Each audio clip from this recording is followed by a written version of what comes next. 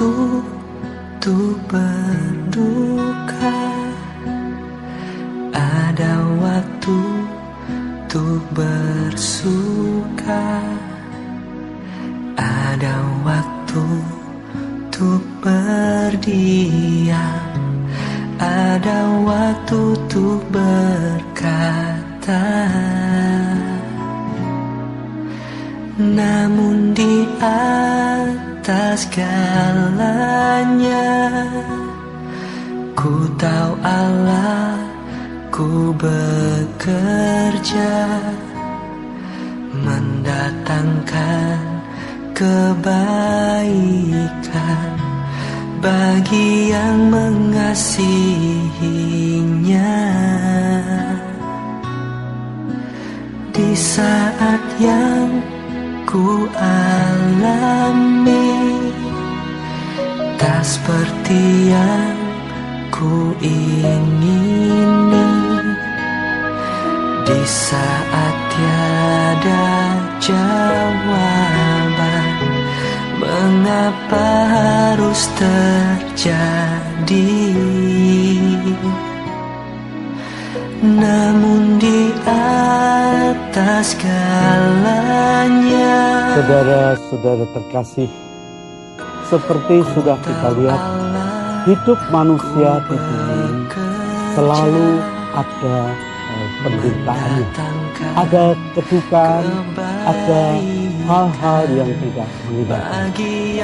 Dan salah satu penderitaan yang sering dialami orang, yang merupakan suatu yang tidak bisa kita hindari semua, karena kita ini manusia, makhluk yang sama, ialah soal kematian. Seringkali hati kita berduka cita karena ditinggal pergi oleh anak, oleh saudara, oleh pasangan yang kita kasihi, sehingga kepergian mereka meninggalkan suatu luka, suatu kesedihan. Kadang-kadang orang bertanya, mengapa Tuhan mengambil ini orang yang saya sayangi? Sebagaimana saya ingat seorang ibu yang mengeluh, mengapa anak yang justru paling baik, paling saya sayangi, kemudian diambil. Memang mati hidup manusia bukan, dan banyak sebab-sebab lain yang menyebabkan bahwa seorang memang harus mati. Kematian merupakan suatu realitas yang harus kita hadapi.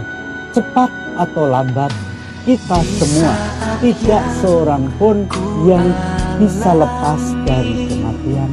Saya tidak, dan saudara pun tidak. Suatu saat kita semua harus meninggalkan dunia, dan karena itu dikatakan kita kembali dari. Tetapi saudara, bagi orang yang beriman, seperti dikatakan oleh kitab kebijaksanaan, kematian bukanlah malapetaka, kematian bukan akhir segala-galanya, tapi kematian itu bagi orang Kristen, bagi orang yang percaya, ialah berpindah, yaitu hidup itu tidak berakhir tapi berubah menjadi sesuatu yang lebih indah, karena di balik kematian Allah Bapa kita menunggu. Bukankah Tuhan Yesus sendiri telah mendahului kita? Dia yang ada di dalam kemuliaan Bapa telah menjadi manusia, dan dalam kepenuhannya sebagai manusia, dalam puncak-puncak suksesnya, dia lebih renggut dari hidup ini. Tetapi kemudian kita tahu bahwa kematian itu tidak. 3 hari kemudian dia bangkit, dan kebangkitan Kristus inilah yang menjadi harapan. Sebagaimana Yesus telah bangkit dari antara orang mati, demikian pula kita akan bangkit. Karena itu hidup bagi kita bukan sesuatu yang menakutkan, dan kematian bukan sesuatu pengerian yang harus kita lakukan. Bila kita hidup dalam Tuhan, bila kita bersatu dengan Tuhan, dan karena itu selama kita hidup di dunia, kita harus hidup senantiasa dalam hubungan kasih dengan Allah. Bila hidup kita arahkan kepada Tuhan, maka pada akhir hidup kita, dan tidak seorang pun luput dari ini, saudara, Tuhan akan datang menyongsong kita. Dalam cerita beberapa orang yang menghadapi maut, kita kadang-kadang dengar ini, bahwa pada sakrat maut mereka seperti dalam semacam ekstase melihat, dan seolah-olah orang tua, Yesus selamat datang, atau Yesus aku mau ikut padamu.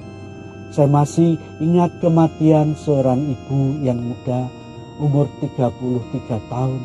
Pada saat terakhir dia, Yesus, Yesus, dengan wajah yang berseri-seri.